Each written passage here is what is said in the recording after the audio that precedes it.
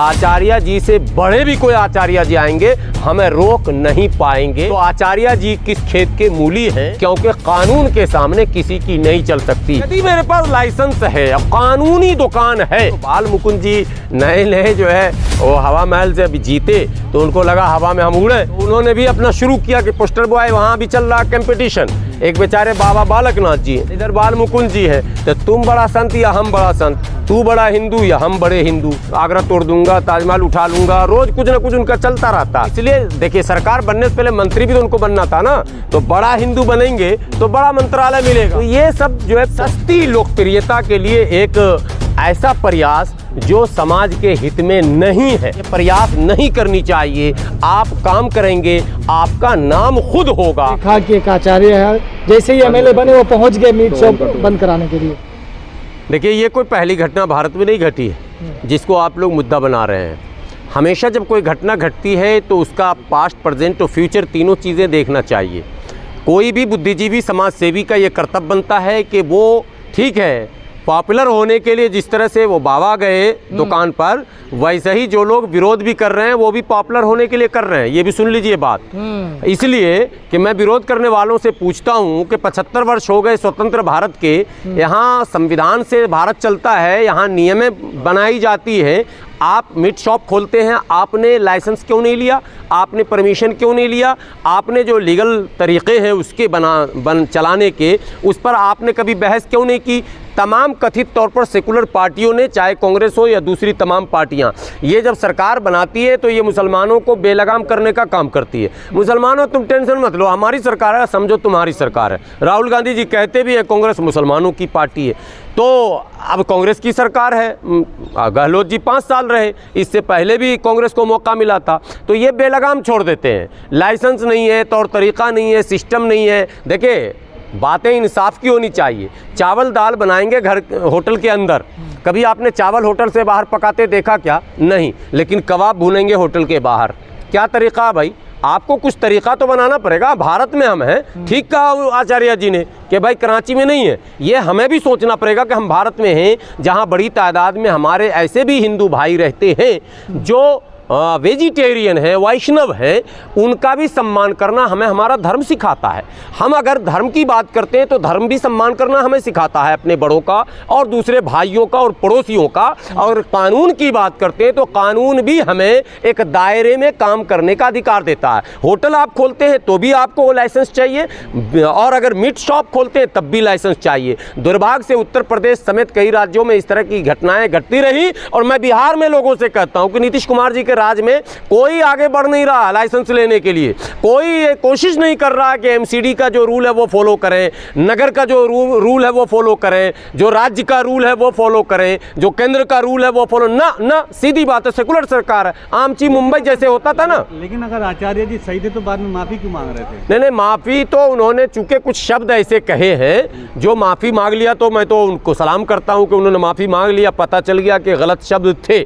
लेकिन विरोध अगर होता है तो गुलाम सरवर इस विरोध को गलत नहीं मानता। गुलाम सरवर इस बात का पक्षधर है कि चाहे कोई भी हो, किसी भी धर्म मजहब का हो, वो जब भी कोई काम करे तो जो मुल्क का कानून है, जो स्टेट का रूल है, उसको हर हाल में फॉलो करे, उसको हर हाल में माने। यदि मेरे पास लाइसेंस है, कानूनी दुकान है, तो आचार्य जी किस खेत के मूली हैं, आचार्य जी से बड़े भी कोई आचार्य जी आएंगे हमें रोक नहीं पाएंगे, क्योंकि कानून के सामने किसी की नहीं चल सकती। और ला कानूनियत तो एक अलग मसला, ला कानूनियत तो ये एक मॉब लिंचिंग भी हो जा रही है। लेकिन जिस तरह से बाल आचार्य उनका गुंडागर्दी दिखाया, उसका आप समर्थन? वो असल में क्या है, एक ट्रेंड है सबको पोस्टर बॉय बनने का। हिंदुत्व का पोस्टर बॉय, मुस्लिम का पोस्टर बॉय, सिख का पोस्टर बॉय, किसी तरह से मैं अपने धर्म का पोस्टर बॉय बन जाऊं। तो बाल मुकुंद जी नए जो है वो हवा महल से अभी जीते तो उनको लगा हवा में हम उड़े, तो उन्होंने भी अपना शुरू किया कि पोस्टर बॉय वहाँ भी चल रहा कंपटीशन।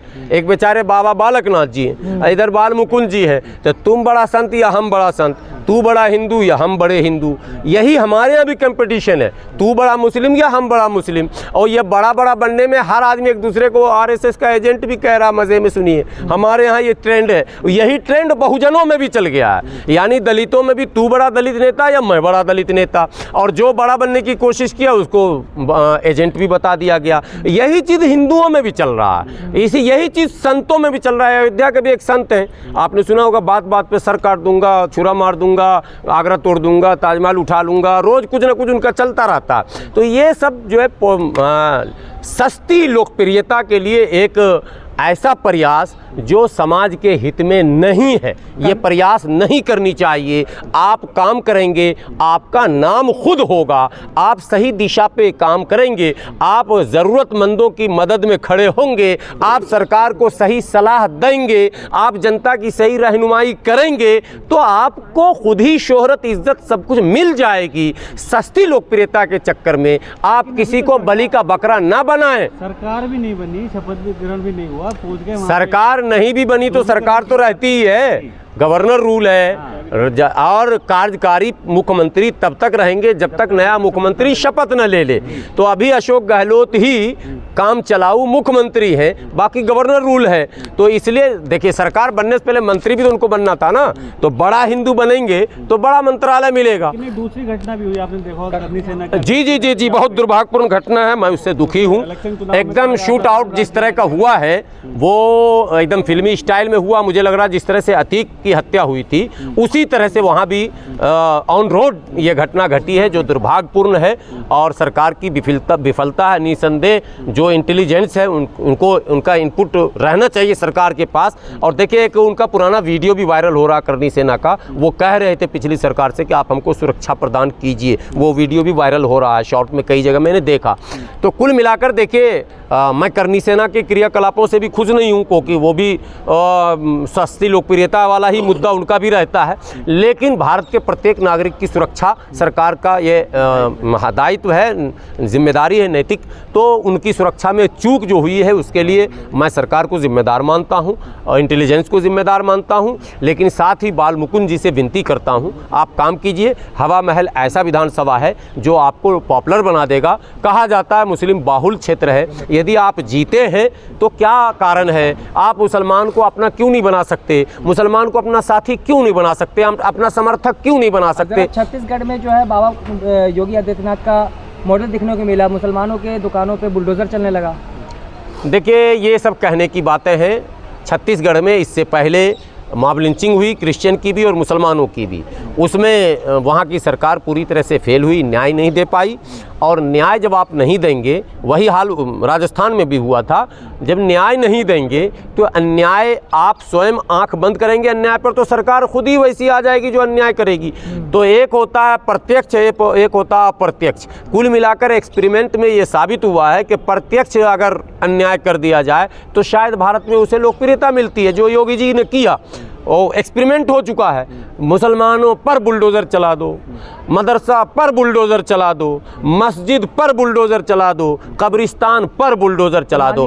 मैं कहता हूँ कि लाकानूनियत पर बुलडोज़र चला दो, असंवैधानिक कृत्यों पर बुलडोज़र चला दो, असंवैधानिक कब्जे पर बुलडोज़र चला दो। इसमें हिंदू और मुसलमान कहाँ से आ गया? अगर कोई भी अवैध निर्माण है, कोई भी अवैध कब्जा है, चाहे वो किसी का भी धर्मस्थल हो या कुछ भी हो, उस पर बुलडोज़र चल जाना चाहिए। लेकिन वैध निर्माण और अवैध निर्माण के नाम पर चलना चाहिए, धर्म के नाम पर नहीं चलना चाहिए। लेकिन दुर्भाग्य से हमारे बड़े भाई हैं, हिंदू भाई हैं, उन देश में उनकी बड़ी आबादी है, मैं उन्हें बड़ा भाई कहता हूँ। अगर उनको यही अच्छा लगता है कि छोटे भाई का नाम लेकर ही गाली बक्का जाए, तो हम लोग तो बात दें सुनने के लिए। न्यायालय जा सकते हैं, गुहार लगा सकते हैं, प्रार्थना कर सकते हैं, विनती कर सकते हैं, हम लड़ नहीं सकते। और हम अपने नौजवानों को कभी लड़ने की सलाह भी नहीं देते। हमें विश्वास है कि देश में बड़ी आबादी आज भी ऐसी है जिसकी आस्था लोकतंत्र पर है, जिसकी आस्था भाईचारे पर है, जिसकी आस्था प्यार और मोहब्बत पर है। हम ऐसे लोगों की तादाद को बढ़ाने में निरंतर लगे हैं और इंशाअल्लाह